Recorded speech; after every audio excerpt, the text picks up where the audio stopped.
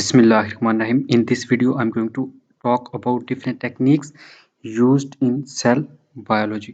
तो इस वीडियो में जो बेसिकली हम बात करेंगे वो होगा कि कौन कौन सी टेक्निक्स यूज होती हैं एक सेल की स्टडी के लिए, सेल और उसके स्ट्रक्चर और उसकी फंक्शन की स्टडी के लिए। यानी सेल है, हम उसे माइक्रो जो है स्कोप वगैरह से देखते हैं, इलेक्ट्रॉन माइक्रोस्कोप या जो है लाइट माइक्रोस्कोप की मदद से। फिर उसके अंदर जो छोटी छोटी ऑर्गेनेलिज है, न्यूक्लियस है, माइटोकॉन्ड्रिया वगैरह है, उनका स्ट्रक्चर और उनका फंक्शन कैसे होता है। सेल को फिर हम जो है ना उसके डिफरेंट पार्ट्स को सेपरेट कर सकते हैं। तो इन सब की स्टडी करने के लिए सेल की जो ऑर्गेनेलिज वगैरह हैं, इसके लिए डिफरेंट टेक्निक यूज होती हैं। सबसे पहले है सेल फ्रैक्शनेशन, ठीक है। अब सेल जो फ्रैक्चुनेशन होती है, इसका बेसिकली ये एक प्रोसेस है जिसमें कम्बिनेशन है वेरियस मेथड यूज किए जाते हैं, ठीक है। वेरियस का मतलब है कि काफ़ी मुख्तलिफ मेथड यूज किए जाते हैं ताकि सेपरेट किया जाए। सेपरेट का मतलब होता है अलग करना, जुदा करना, ठीक है। जुदा करना a cell organelles and components based upon size and density. कि एक सेल है, जाहिर सी बात है, अब उसमें कुछ जो होंगे ऑर्गेनेलिज जो होंगी वो डेंसिटी के लिहाज से ज़्यादा डेंस होंगी, कुछ जो है ना वो लेस डेंस होंगी। इसी तरह कुछ का जो साइज़ है वो भी लार्ज होगा और कुछ का जो है वो स्मॉल होगा। तो इसी तरह जो है ना इनकी बेस पे जो सेल को डिफरेंट पार्ट्स में उसकी डिवाइड किया जाता है, या डिफरेंट जो उसके पार्ट्स होते हैं उनको जो सेपरेट किया जाता है, एक दूसरे से अलग किया जाता है, इसको कहते हैं सेल फ्रैक्चुनेशन। अब ये यूज़फुल है, जो सेल फ्रैक्चुनेशन है, ये इसके फ़ायदे क्या हैं, बेनिफिट्स क्या हैं इसके? तो इसके बेनिफिट्स में आता है जी कि ये यूज़फुल है for electron microscopy. Electron microscopy of cell components के जो इलेक्ट्रॉन के लिहाज से जो है ना माइक्रोस्कोपी, ठीक है, कि बिल्कुल छोटे लेवल पे इलेक्ट्रॉन माइक्रोस्कोप में जो स्टडी की जाती है, उसकी स्टडी के लिए ये बहुत ज़्यादा यूज़फुल है जो सेल फ्रैक्चुनेशन है। और प्रिंसिपल जो सेल फ्रैक्चुनेशन है वो कंसिस्ट करती है 2 स्टेप्स पे। एक को कहते हैं होमोजेनाइजेशन और दूसरी है सेंट्रीफ्यूगेशन। अब जो सबसे पहले है होमोजेनाइजेशन, इट इज़, अब ये दोनों इसकी हैं, सेल फ्रैक्चुनेशन की ये दोनों जो है वो स्टेप्स हैं इसके। तो पहला है होमोजेनाइजेशन। तो होमोजेनाइजेशन का मतलब, होमो का मतलब होता है सेम, ठीक है। तो वो कहता है कि it is the formation of a homogeneous mass of cell, कि हम जो है ना एक मास जो होता है सेल का, वो एक मास बना लेते हैं, उसकी फॉर्मेशन करते हैं, उसको यानी प्रॉपर जो है ना वो मास बना के फिर it involves the grinding of cells in the suitable medium with correct pH, ionic composition and temperature। क्या करते हैं कि सबसे पहले एक होमोजेनियस मैस बना लेते हैं उसका, ठीक है, सेल का। सेल्स का जब मैस बना के फिर उसको एक सूटेबल मीडियम में, ऐसे मीडियम में रखते हैं, ठीक है, जिसकी पीएच, फिर वहाँ पे जो डिफरेंट आयनिक कंसंट्रेशन है, आयन वगैरह यानी पॉजिटिव नेगेटिव आयन जो है उनका, और एंड टेम्परेचर, और जो है ना वो टेम्परेचर, सारी चीज़ें जो है वो वहाँ पे हम एक प्रॉपर स्टेबल रखते हैं।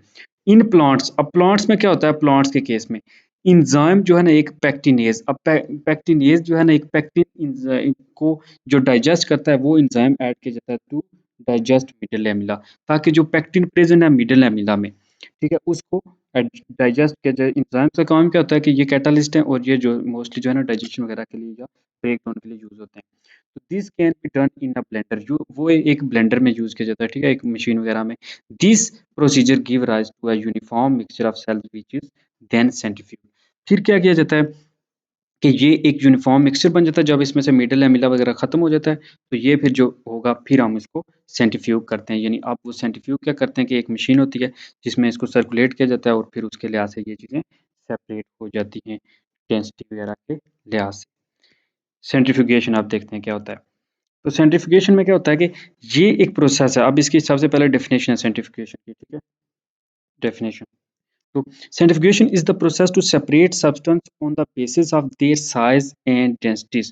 क्या होता है कि इसमें चीज़ों को सेपरेट किया जाता है, एक दूसरे से अलग किया जाता है, सब्सटेंसेस को on the basis of their, उनके साइज और उनकी डेंसिटीज के लिहाज से, ठीक है। तो इसमें करते हैं under the influence of centrifugal force. इसमें एक फोर्स लगाई जाती है, जैसे वॉशिंग मशीन नहीं होती, इस तरह वो चीज़ें फिर जो है ना सर्कुलेट करती हैं, तो वो डेंसिटी और साइज के लिहाज से फिर जो है एक दूसरे से सेपरेट हो जाती है। It is done by the machine, ये एक मशीन के थ्रू की जाती है जिसको कॉल्ड कहते हैं सेंट्रीफ्यूग। तो क्या होता है कि सेंट्रीफ्यूगेशन वो प्रोसेस होता है जिसमें सब्सटेंस को साइज और डेंसिटी के लिहाज से उनको एक सेंट्रीफ्यूगल फोर्स के अंडर जो है सेपरेट किया जाता है, और ये एक मशीन में किया जाता है ये सारा प्रोसेस, जिसको सेंट्रीफ्यूग कहते हैं। अब ये मशीन जो है ना, आप क्या करते हैं कि स्पिन करती है, spin the tubes at very high speed. कुछ ट्यूब्स को जो ट्यूब्स होती हैं इसमें उनको बहुत हाई स्पीड के साथ ये करती है, स्पिन करती है, जैसे वॉशिंग वॉशिंग मशीन वगैरह होती हैं, ठीक है? जो उसमें जो है ना वो देखें चीज़ें, तो वो इस तरह का, तो जब स्पिनिंग होती है ट्यूब की, तो वो एक्सर्ट करती है एक centrifugal force on the content. वो कंटेंट पे एक फोर्स एक्सर्ट करती है, और 2 मेजर वेज़ वो कहता है कि इसके हैं सेंट्रीफ्यूगेशन के, जिनमें पहला आता है density gradient centrifugation and differential centrifugation. ये 2 तरह के जो है ना वो उसमें मीडियम बन जाते हैं। एक सेंट्रीफ्यूगल बन जाता है और दूसरा डिफरेंशियल बन जाता है। अब इन दोनों में जो है ना आगे उसको बताता है। इन डेंसिटी, अब जो डेंसिटी ग्रेडिएंट सेंट्रीफ्यूगेशन बनता है, उसमें the cells component of different size and density are separated in different layers. इसमें क्या होता है कि डेंसिटी ग्रेडिएंट को सेंट्रीफ्यूगेशन में जो डिफरेंट कंपोनेंट्स होते हैं, नाम से ही ज़ाहिर है वो डेंसिटी के लिहाज से एक-दूसरे से डिफरेंट लेयर्स वगैरह में डिवाइड हो जाते हैं। जबकि दूसरा क्या है, the upper layers are less dense than the lower layer. Upper layer जो होती है वो लेस डेंस होती है as compare to lower layer. तो ये वो बताता है कि डेंसिटी 2 तरह के सेंट्रीफ्यूगेशन बन जाती हैं लेयर्स। एक जो है ना वो डेंसिटी सेंट्रीफ्यूगेशन होती है और दूसरा डिफरेंशियल सिग्निफिकेशन सेंट्रीफ्यूगेशन होती है। जब डेंसिटी ग्रेडिएंट सेंट्रीफ्यूगेशन होती है उसमें आपके जो लेयर बनती हैं, एक उसमें साइज़ और डेंसिटी के लिहाज से जो कंपोनेंट वो सेपरेट होते हैं। ऊपर वाले जो कंपोनेंट्स होते हैं वो लेस डेंस होते हैं as compare to lower layers. अब दूसरी जो टेक्निक्स है वो होती है डिफरेंशियल सेंट्रीफ्यूगेशन। डिफरेंशियल सेंट्रीफ्यूगेशन में होता है कि जो कंपाउंड है वो साइज और शेप जो है ना पार्टिकल के लिहाज से डिटरमिन किए जाते हैं, हाउ फास्ट इट सेटल, कि जितनी जल्दी वो सेटल हो सकते हैं, यानी वो जो नीचे है उसमें जाके बैठ सकते हैं। तो इस लिहाज से इनको डिवाइड किया जाता है। अब जो डिफरेंशियल है इसको series of increasing speeds can be use, इसमें स्पीड को जो है ना इंक्रीज किया जाता है। हर स्टेप पे जो है ना वो कंटेंट सेटल होते हैं बॉटम में। जो बॉटम में सेटल होते हैं of the tube are called pellet. तो जो बॉटम में यानी जो सेटल हो गए, अब ये था पूरा एक इसने दिखाया हुआ है, ठीक है? तो उस मिक्सचर को उसने जो है ना वो ऐसे ही एक्सर्ट किया, ठीक है? उसपे सेंट्रीफ्यूगल फोर्स लगाई, उसमें जो है सेंट्रीफ्यूगेशन के बाद ये देखें एक पैलेट बन गया है। ये जो जो नीचे बैठ गए, ये ब्लू वाले देखें, वो सारे नीचे बैठ गए, इसको उसने नाम दिया कि ये पैलेट वाले हैं, ठीक है? कि जो bottom of the tube, tube के जो पेंदे में बॉटम में सेटल हो जाते हैं उनको उसने नाम दिया पैलेट का। And those that remain suspended above the form of liquid are called supernatant. और जो लिक्विड की फॉर्म में ऊपर अबव जो है ना वो सस्पेंडेड करते रहते हैं, ठीक है? उनको कहते हैं सुपरनेटेंट, ठीक है? After each speed the supernatant can be drawn of. तो आर स्पीड के बाद जहाँ से जो है ना वो सुपरनेटेंट जो लिक्विड है ये ड्रॉन ऑफ कर दिया जाता है। एंड फिर सेंट्रीफ्यूग अगेन, और फिर जो है ना जो कंटेंट बचता है, जो रह जाता है रिमेनिंग, उसको दोबारा से जो है ना वो सेंट्रीफ्यूग किया जाता है। A series of pellets containing cell organelles and smaller size can therefore be obtain. तो इस तरह जो डिफरेंट ऑर्गेनेलिज हैं वो सारी अलग कर दी जाती हैं। तो ये एक मेथड यूज होता है सेंट्रीफ्यूगेशन ऑफ सेल में। अच्छा जी, दूसरा जी, डिफरेंशियल स्टैनिंग किस तरह करते हैं आप? अब डिफरेंशियल स्टैनिंग में क्या होता है, स्टैनिंग का मतलब होता है कलर करना, रंग करना, ठीक है? रंगों की मदद से जो है ना चीज़ों को सेपरेट करना। तो इसमें किया जाता है जी कि मोस्ट जो बायोलॉजिकल स्ट्रक्चर होते हैं वो ट्रांसपेरेंट होते हैं, यानी ठीक है? वो नज़र आते हैं, ट्रांसपेरेंट होते हैं। तो उनको डिफरेंशिएट करने के लिए उनके जो है ना structures various colour dyes are applied. तो कुछ उनको कलर दिए जाते हैं ताकि उनको अलग-अलग करके उनकी स्टडी किया जाए।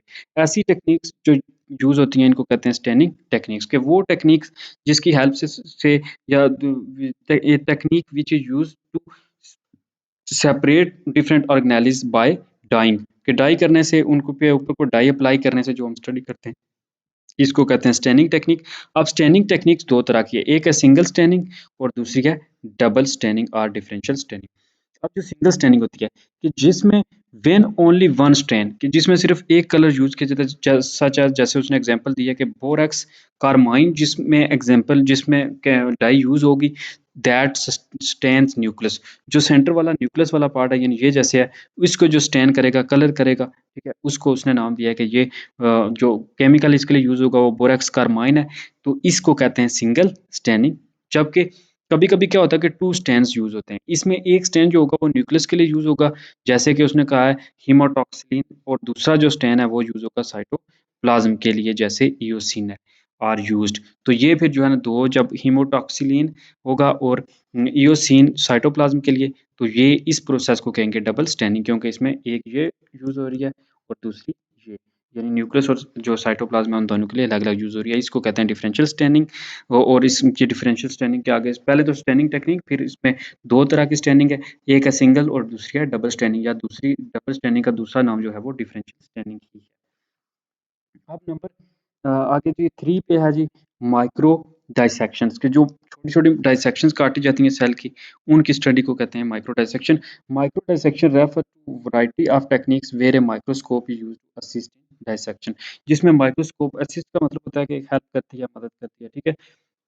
तो जिसमें माइक्रोस्कोप जो है ना वो यूज़ की जाती है ताकि जो है ना वो असिस्ट टू इन डाइसेक्शन ताकि डाइसेक्शन की जाए। ये अब डाइसेक्शन होती किन केसों क्या है या इसका फ़ायदा क्या है या किस केस में ये जो है ना मोस्टली होती है? ये यूज़ की जाती है ताकि रिमूव की जाए जो ट्यूमर और ग्रेन्यूल्स फ्रॉम डेलिकेट टिश्यूज़ और cell like brain, heart and nerve cells. Mostly surgery वगैरह में जो ब्रेन वगैरह की करते हैं उसमें से जो ट्यूमर वगैरह निकालते हैं या उसमें जो ग्रेन्यूल्स वगैरह होते हैं, जो डेलिकेट टिश्यू जो नाज़ुक टिश्यू जो आपकी बॉडी के जो जैसे कि उसने एग्जांपल दिया ब्रेन है, हार्ट है, ठीक है? नर्व सेल्स हैं, इनकी स्टडी इनमें से जो है ना ट्यूमर वगैरह को रिमूव करने के लिए ये माइक्रो डाइसेक्शन की टेक्निक यूज़ की जाती है। इस टेक्निक में होता क्या है image seen on large TV screen और मॉनिटर व्हाइल डाइसेक्टिंग कि वो टी इमेज जो है ना लार्ज करके ज़ूम करके जिनको दिखाया जाता है टीवी की स्क्रीन वगैरह पे ताकि जो है ना इज़िली आप उसपे स्टडी कर सकें। आप इज़िली उसके जो है ना वो सेपरेट कर सकें जो ट्यूमर वगैरह हैं या ग्रैन्युल्स वगैरह। नेक्स्ट है जी टिश्यू कल्चर। टिश्यू कल्चर अब क्या होता है?